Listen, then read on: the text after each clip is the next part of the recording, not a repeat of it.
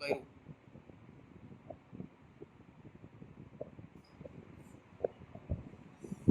Last हमने देखा था 5 steps, 5 phases of nutrition, that is digestion, absorption, assimilation and egestion.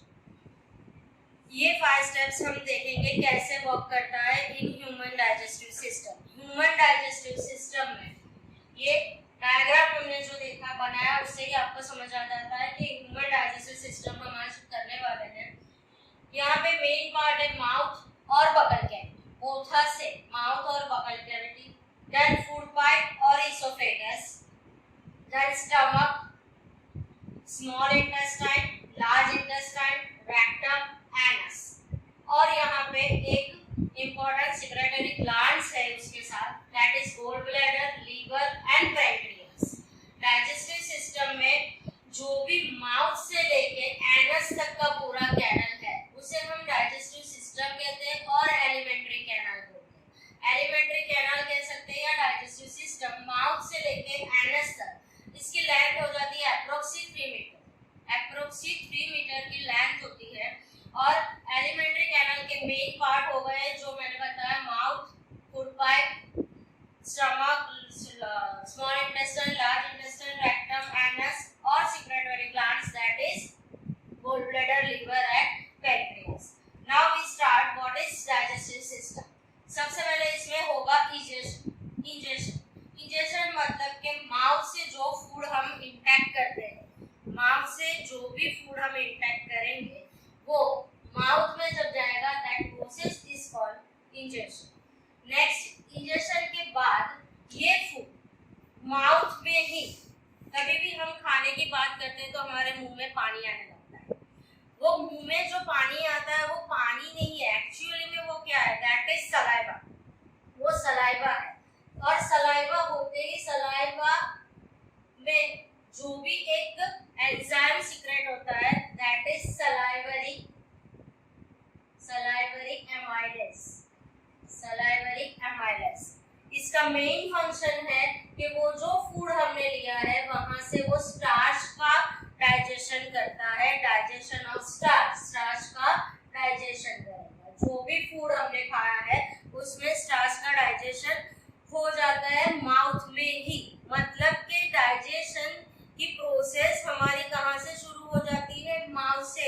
एक छोटा सा 1 मार्क का क्वेश्चन यहीं से निकल आता है कि where is starting point of digestion. तो डाइजेशन स्टार्ट हो जाता है माउथ से, क्योंकि माउथ में सलाइवरी एमाइलेज स्टार्च का डाइजेशन कर लेता है। उसके बाद ये जो फूड है वो जाएगा यहाँ पे फूड पाइप और इसोफेगस से पास होगा। इसोफेगस से जो पास होगा वो जिस तरह से पास होगा बाय द पैरास्टैटिक मूवमेंट। पैरास्टैटिक मूवमेंट से ये फूड पास हो रहा है। पैरास्टैटिक मूवमेंट कोई ऐसा हार्ड वर्ड नहीं है, लेकिन पैरास्टैटिक मूवमेंट मतलब कि रिदमिक कॉन्ट्रैक्शन एंड रिलैक्सेशन। जब भी फूड जाता है तो ऐसे रिलैक्सेशन होता है, यहाँ पे फूड गया तो ये कॉन्ट्रैक्ट हुआ, ये रिलैक्सेशन, और जब भी ये रिलैक्स होगा ये कॉन्ट्रैक्ट होगा, वापस से रिलैक्स होगा ये कॉन्ट्रैक्ट होगा। ऐसे रिलैक्सेशन और कॉन्ट्रैक्शन, रिलैक्शन, कॉन्ट्रैक्शन होता है। That movement is called पैरास्टैटिक movement. ये पैरास्टैटिक मूवमेंट से फूड गया oesophagus and that food is passed into stomach. Stomach में पार्शियली डाइजेशन होता है। अभी फूड आ चुका है स्टमक में। स्टमक में पार्शियली डाइजेशन होता है, वहां भी 3 स्टेप्स में होता है। फर्स्ट है पैक्सिन। पैक्सिन जो डाइजेशन करता है प्रोटीन का, पैक्सिन डाइजेशन करेगा प्रोटीन का। नेक्स्ट यहाँ पे सीक्रेट होता है HCl। HCl मतलब हाइड्रोक्लोरिक एसिड। हाइड्रोक्लोरिक एसिड बहुत स्ट्रॉन्ग एसिड है, लेकिन ये जब सीक्रेट होता है तो इसके 2 फंक्शन होते हैं। एक तो फंक्शन है किल द बैक्टीरिया, सबसे इम्पोर्टेंट कि जो भी फूड हमने इंटेक किया है उसमें छोटे छोटे बैक्टीरियाज होते हैं, कोई जर्म्स होते हैं, तो kills the germs, kill germs. Next है कि जो पैक्सिन है वो प्रोटीन का डाइजेशन करती है, लेकिन पैक्सिन के नखरे हैं वो किसी भी मीडियम में डाइजेशन नहीं करेगा। पैक्सिन को चाहिए acidic medium. That acidic medium is provided by HCl। तो तो HCl के दो फंक्शन हो गए, acidic medium, create a acidic medium, और तीसरा है म्यूकस। म्यूकस जो भी एसिडिक मीडियम क्रिएट हुआ है वो एसिडिक मीडियम स्टमक में क्रिएट हुआ है, मतलब वो हमारे स्टमक को हार्मफुल है।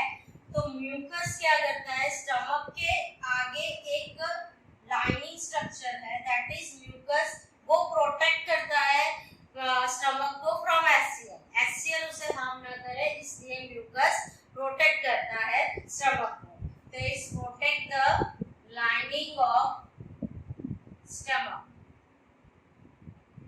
Lining of stomach. तो 3 स्टेप्स स्टमक में हो रहा है, दैट इज इम्पोर्टेंट। प्लीज एक बार और ध्यान देके देख लो। पैक्सिन जो है वो प्रोटीन का डाइजेशन करता है। एक छोटा क्वेश्चन यहाँ से भी निकलता है कि where are the digested in digestive system protein is which organ is digested protein. तो प्रोटीन का डाइजेशन होता है स्टमक में, स्टार्च का डाइजेशन होता है माउथ में। ऐसे छोटे छोटे क्वेश्चंस तुम्हें याद रखने, छोटे छोटे पॉइंट्स तुम्हें याद रखने। HCl का मेन फंक्शन है kill the germs and create a acidic medium. वो एसिडिक मीडियम को क्रिएट करता है फॉर पैक्सिन, क्योंकि पैक्सिन वर्क करेगा सिर्फ एसिडिक मीडियम में। ऐसे वैसे किसी भी मीडियम में पैक्सिन वर्क नहीं करता, pepsin only work in the acidic medium. Next, that acidic medium is harmful for our stomach, so उसके लिए म्यूकस क्रिएट होता है and that mucus is protected the lining of the stomach. ये 3 चीज stomach में होती है। यहाँ पे पार्शियली डाइजेशन हो चुका है। नेक्स्ट, इसके बाद फूड सीधा जाएगा यहाँ से स्मॉल इंटेस्टाइन में। स्मॉल इंटेस्टाइन में जाने के बाद स्मॉल इंटेस्टाइन में जाता है, यहाँ भी 3 स्टेप्स में फूड को डाइजेस्ट होगा। स्मॉल इंटेस्टाइन में प्रोवाइड होता है, स्मॉल इंटेस्टाइन में होगा इंटेस्टिनल जूस। इंटेस्टिनल जूस होते हैं। यहाँ पे सबसे पहले होगा कार्बोहाइड्रेट का डाइजेशन इन ग्लूकोज, प्रोटीन का digestion in amino acid and fat into fatty acid and glycerol, fatty acid and glycerol. Small intestine में जब फूड आता है, पार्शियली डाइजेशन स्टमक में हो चुका, उसके बाद इस पास होता है स्मॉल इंटेस्टाइन में। जब स्मॉल इंटेस्टाइन में आएगा, यहाँ भी स्मॉल इंटेस्टाइन में खुद के इंटेस्टिनल जूस है, that juice is digested carbohydrate into glucose, protein into amino acid and fat into fatty acid and glycerol. लेकिन इसके अलावा इन्हें कुछ सेक्रेटरी ग्लैंड्स हैं, जो ग्लैंड्स लीवर और पैंक्रियाज है। लीवर से प्रोड्यूस होता है, लीवर से जो प्रोड्यूस होगा दैट इज बाइल जूस, और पैंक्रियाज से जो होगा that is pancreatic juice. Pancreas से जो होगा वो पैंक्रियाटिक जूस है, और लीवर से जो होगा दैट इज बाइल जूस। और ये दोनों ही bile juice and pancreatic juice are stored in a gall bladder. वो स्टोर होते हैं गोल ब्लैडर में, और गोल ब्लैडर से वो जाएंगे स्मॉल इंटेस्टाइन में। स्मॉल इंटेस्टाइन में जाने के बाद यहाँ पे जो क्रिएट होता है, ये जो बाइल जूस है उसका मेन वर्क क्या है, तो जो फैट के बड़े बड़े मॉलिक्यूल्स है उसे छोटे छोटे मॉलिक्यूल्स में कन्वर्ट करते हैं, छोटे छोटे मॉलिक्यूल्स में उसे तोड़ देते हैं। तो that process is called emulsification of fat, emulsification of fat। उस प्रोसेस को हम कहते हैं emulsification of fat। Next, pancreas जो है, यहाँ पे 2 जूस होगा, एक ट्रिप्सिन जो है और दूसरा है लिपेज। ट्रिप्सिन प्रोटीन को कन्वर्ट करता है इन पेप्टोन, एंड लिपेज जो है वो फैट को कन्वर्ट करता है इन लिपेज। नाउ ट्रिप्सिन भी है जो एसिडिक मीडियम में वर्क नहीं करता, ट्रिप्सिन वर्क करता है इन बेसिक मीडियम। तो यहाँ पे बेसिक मीडियम प्रोवाइड होता है, लीवर और ब्लोरबैडर से, और पैक्सिन वर्क करेगा इन बेसिक, जबकि प्रोटीन यहाँ पे आगे जब हमने स्टमक में देखा तो HCl एसिडिक मीडियम प्रोवाइड करता है, उसमें पैक्सिन वर्क करता है, ट्रिप्सिन वर्क करेगा इन बेसिक मीडियम में, that is in small intestine.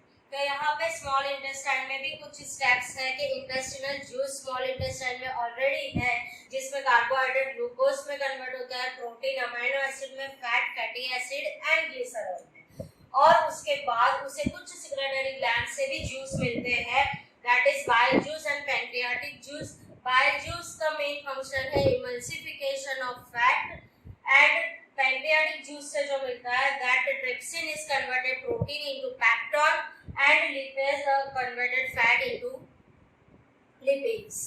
यहाँ पे इतना डाइजेशन हो चुका है, लगभग कंप्लीट डाइजेशन हो चुका है, और उसके बाद जो स्मॉल इंटेस्टाइन्स है, जो अनडाइजेस्टेड फूड है, जो डाइजेस्ट नहीं हुआ है, जितने न्यूट्रिएंट्स हमें चाहिए उतने यहाँ पे डाइजेस्ट हो चुके हैं, और उसके बाद जो अनडाइजेस्टेड है वो वाटर के साथ जाएगा लार्ज इंटेस्टाइन में, और यहाँ पे लार्ज इंटेस्टाइन में एब्जॉर्प्शन होगा किसका, वाटर का। एक और क्वेश्चन यहाँ से निकलता है, where is the absorption of water is done in digestive system.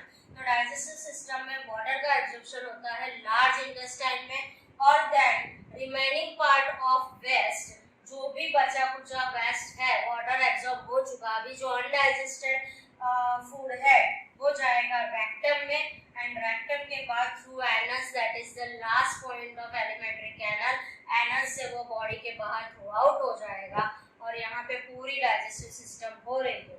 इसके बाद डाइजेशन हो चुका, उसके बाद हमारा टॉपिक था एब्जॉर्प्शन। यहाँ पे आप कुछ भी डाउट है तो पॉज करके वीडियो देख के लिख सकते हो अगर नोट्स बनानी है तो। नेक्स्ट एब्जॉर्प्शन जो है, यहाँ पे स्मॉल इंटेस्टाइन में एब्जॉर्प्शन, फूड का ज्यादा पार्ट स्मॉल इंटेस्टाइन में कन्वर्ट हो रहा है, डाइजेस्ट हो रहा है, तो यहाँ पे एब्जॉर्प्शन है, सपोज ये हमारा स्मॉल इंटेस्टाइन है, एज फॉर एग्जांपल, ऐसा नहीं होता लेकिन समझा स्मॉल इंटेस्टाइन है, तो उसके आगे एक फिंगर लाइक प्रोजेक्शन होता है, फिंगर लाइक प्रोजेक्शन, ये पूरा कर्व्ड होता है, स्ट्रेट नहीं होता है, finger like projection, that projection is called villi, उसे हम कहते हैं विलाई।